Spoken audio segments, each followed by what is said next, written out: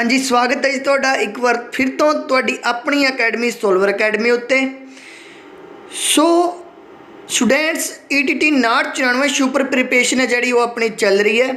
उस दे विच जिहड़ा अपना सबजैक्ट हैगा तुसीं सारे ही जाणदे हो वो हैगा इंग्लिश।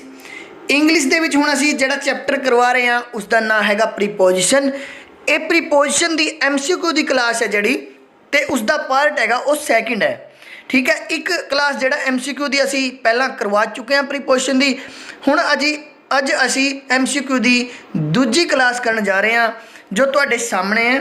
सो शुरू करते हैं। उस तो पहला तुहानूं दस दईए, जेकर तुहानूं कोई डाउट है तो तुसीं अपना डाउट क्लीयर कर सकते हो टेलीग्राम चैनल नूं ज्वाइन करके सोलवर अकैडमी के नाँ ते। सो टेलीग्राम उत्ते जाओ तो उधर जाके अपने solver academy ETT 994 super preparation की जिहड़ी चैनल है उसनूं जाके सबसक्राइब करो तो उधर जाके तुसीं अपने डाउट है जिहड़े वो क्लीयर कर सकते हो। सो शुरू करते हैं पहले क्वेश्चन तो। फर्स्ट क्वेश्चन है जिहड़ा वो तुहाडे सामने है। आई हैव ए मीटिंग ... 10 AM। दसो की आऊगा इहदे विच। प्रीसाइज टाइम नूं है जिहड़ा ये शो कर रहा है। प्रीसाइज टाइम का मैं रूल तुहानूं थ्योरी क्लासिस विच दस्सिया सी कि जेकर प्रीसाइज टाइम 10 AM की इधर गल हो रही है, तुसी देख सकते हो तुहाडे सामने है। प्रीसाइज टाइम जिहड़ा 10 AM हैगा उसकी गल हो रही है तो इस दे विच जिहड़ा एट है वो यूज कर लिया जाएगा। एट तुसी इधर देख सकते हो जिहड़ा लास्ट विच ऑप्शन दिता है at. I have a meeting at 10 AM। ठीक है, ये प्रीसाइज टाइम में शो कर रहा है, इस करके इस दे नाल जिहड़ा एट यूज कर लिया गया है। नैक्सट क्वेश्चन देखते हैं second. Do you work ... Sunday. ये जड़ा शो कर रहा है डे एंड डेट्स नूं। ठीक है, क्योंकि जड़ा डे है अपना संडे है उस तो पहला जड़ा ब्लैंक खालिस्तान आया है उस विच तुसीं दसो कि मैं डे एंड डेट्स का की रूल दस्सिया सी। जेकर किसी डे एंड डेट्स की चर्चा चल रही होवे तो तुसीं याद करो मैं की दस्सिया सी तां की आऊगा do you work on Sunday. इस विच जड़ा ऑन प्रीपोजिशन है वो फिलअप किया जाएगा। तुसीं देख सकते हो do you work on Sunday. Sunday है जड़ा डे दे विच आउंदा है इसलिए जड़ा ऑन यूज कर लिया गया। जेकर संडे की थां कोई डेट हुंदी तां भी जड़ा ऑन ही यूज होना सी। ठीक है, उम्मीद करदा समझ गए होने। क्वेश्चन नंबर थर्ड तुहाडे सामने है। There should be a lot of progress ...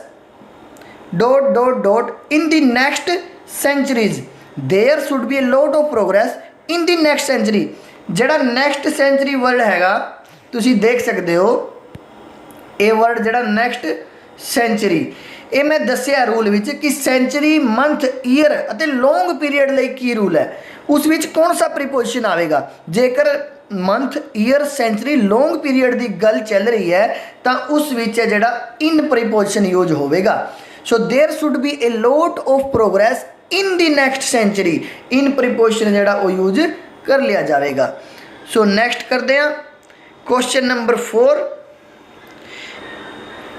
the shop is at the end of the lane. At preposition जड़ी वो यूज कर ली जाएगी क्योंकि लास्ट विच जड़ा पॉइंट हैगा शॉप उस पॉइंट ते हैगी ते जड़ा लेन विच आखिरी पॉइंट है उस विच जड़ी अपनी शॉप है इसलिए इस विच जड़ा at the end of the lane at preposition है जड़ा वो यूज कर लिया जाएगा क्योंकि किसी फिक्स पॉइंट की जो गल होंदी है तो जड़ा अपना एट प्रीपोजिशन है वो यूज किया जाता है। ठीक है, नेक्स्ट करते हैं।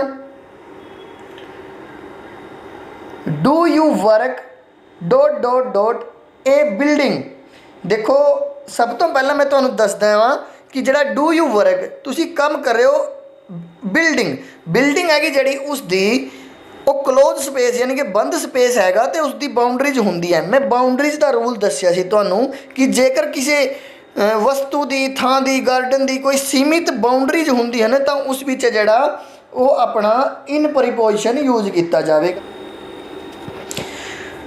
सो फिफ्थ एग्जाम्पल है जड़ा वो हुण करदे हां असीं। Do you work A building. जदों किसी क्लोज सरफेस की गल चल रही होवे बंद सरफेस की बिल्डिंग की गार्डन की या फिर किसी वस्तु की जिसका स्पेस है जड़ा बाउंड्री हैगी जड़ी वो सीमित होंदी हन क्लोज होंदी हन उस विच जड़ा साडा इन प्रीपोजिशन यूज किया जाएगा। मैं पहला ही तुहानूं दस्सिया सी एक रूल विच ਜਿਹੜਾ ਇਨ ਪ੍ਰੀਪੋਜੀਸ਼ਨ ਦਾ ਰੂਲ ਸੀ ਉਸ ਦੇ according do you work in a building, in preposition ਇੱਧਰ ਯੂਜ਼ ਕਰ ਲਿਆ ਜਾਵੇਗਾ। ਇਨਕਲੋਜ਼ ਜਿਹੜੀ ਕਲੋਜ਼ ਬਿਲਡਿੰਗ ਦੀ ਸੀਮਿਤ ਹੈ, ਜਿਹੜੀ ਬਾਉਂਡਰੀ ਹੈਗੀ ਉਹ ਸੀਮਿਤ ਹੈਗੀ, ਇਸ ਕਰਕੇ ਇਸ ਦੇ ਵਿੱਚ ਇਨ ਪ੍ਰੀਪੋਜੀਸ਼ਨ ਹੈ ਉਹ ਯੂਜ਼ ਕਰ ਲਿਆ ਗਿਆ ਹੈ।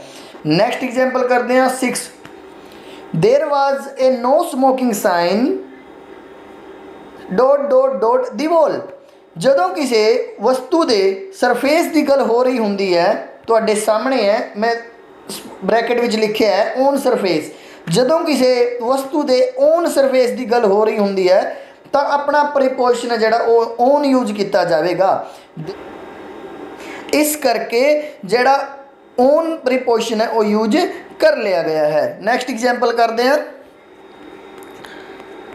7th है जरा star shine dot dot dot night. देखो की आऊगा एक्सप्रैशन हो रहा है इधर। एक्सप्रैशन विच मैं की रूल दस्या जी तुहानू कि जेकर किधरे एक्सप्रैशन की गल हो रही है तो उधर अपना जिहड़ा प्रीपोजिशन है इस दे विच एट यूज कर लिया जाएगा। ये तुहाडे सामने है स्टार साइन एट नाइट। जिहड़ा एक्सप्रैशन नूं शो करता है उस समय असी एट नूं यूज करांगे। एक्सप्रैशन मतलब मेरा ये हैगा कि जिहड़े स्टार ने वो एट नाइट दे वेले की करते हैं, साइन करते हैं, साइन। ठीक है, साइन की स्पैलिंग जिहड़ी है ये गलत है। साइन की स्पैलिंग इदां होगी, तुहाडे सामने है, तुसी देख सकते हो SHINE। ये जिहड़ा साइन है वो दूजा साइन इधर लिखा हुआ है स्टार साइन एट नाइट। ठीक है, स्टार ने जिहड़े वो रात दे वेले चमकते हैं। ठीक है, नैक्सट एग्जाम्पल करते हैं ही is not home at present. जिहड़ा एट प्रीपोजिशन है इस विच भी ठीक उस तरह ही यूज कर लिया जाएगा जिद्दां असी इस तो पहले वाले एग्जाम्पल विच कीता है। ही is not home at present, इस समय इस वेले जिहड़ा वो बंदा हैगा वो घर ते नहीं हैगा। He is not at home at present. Okay, next करते हैं question number 9। It is dot dot dot his dignity to beg for mercy. इस विच जिहड़ा वो अपना प्रीपोजिशन यूज होवेगा वो होवेगा बिलो। कि कौन सा प्रीपोजिशन होवेगा? बिलो। मैं एक रूल दस्या सी तुहानू जेकर याद होवे कि जेकर फिजिकल कंटैक्ट हो रहा है तो जिहड़ा अंडर प्रीपोजिशन यूज होवेगा। जेकर फिजिकल कंटैक्ट जां कि असी कह सकते हैं टच हो रही है वस्तु दूजी वस्तु नाल तो अंडर यूज होवेगा। जेकर टच नहीं हो रही तो बिलो यूज होवेगा। ठीक है, अंडर इस विच नहीं आएगा क्योंकि जिहड़ी टचिंग नूं शो नहीं कर रहा। ठीक है, इस विच जिहड़ा प्रीपोजिशन बिलो यूज होवेगा। It is below his dignity to beg for mercy. Physical contact जिहड़ा वो इधर नहीं हैगा, तुसी देख सकते हो फिजिकल कंटैक्ट जिहड़ा वो इस विच नहीं हैगा। सो इस करके जिहड़ा बिलो प्रीपोजिशन है वो यूज कर लिया जाएगा। ठीक है, नेक्स्ट करते हैं question number 10। He put a blanket dot dot dot the dead body। इधर तुसी देख सकते हो डेड बॉडी दे उत्ते है जिहड़ा वो ब्लैंकेट यानी कि कंबल पाया गया है, जां कि असी कह सकते हैं कि कवरिंग हुई है। डेड बॉडी नूं कवर करने दी जिहड़ी ब्लैंकेट नाल ट्राई किया गया है। सो जिहड़ा कवरिंग का रूल मैं तुहानू दस्सिया सी थ्योरी क्लासिस विच कि जिहड़ा जेकर कवरिंग होने का भाव होवे तो उधर असी किहड़ा प्रीपोजिशन करांगे use? Over. He put A blanket over the dead body. ठीक है, जिहड़ा ओवर प्रीपोजिशन है वो यूज कर लिया जाएगा क्योंकि कवरिंग हो रही है इस दे विच। सो आही MCQ दे क्वेश्चन सी अज दी क्लास विच। जेकर तुहानू यह वीडियो चंगी लगी है please subscribe our solver academy for ETT 994 super preparation है जी ETT 994 पोस्टां की वो अपनी सोल्वर अकैडमी उत्ते चल रही है। सारा डेटा थ्योरी MCQ एग्जाम्पल सब कुछ सोल्वर अकैडमी ते फ्री हैगा। बस तुसी करना की है, तुसी सोल्वर अकैडमी यूट्यूब उत्ते सर्च करना है ते उसनू सबसक्राइब कर लेना ते नाले बैल आइकन नू भी दबा देना है। इस नाल तुहानू आउण वाली नवी वीडियो मिलदियां रहणगियां ते आउण वाली हर वीडियो नू तुसी देख सकते हो अपनी सोल्वर अकैडमी ते। सो थैंक यू, धन्यवाद। मिलते हैं नैक्सट वीडियो विच।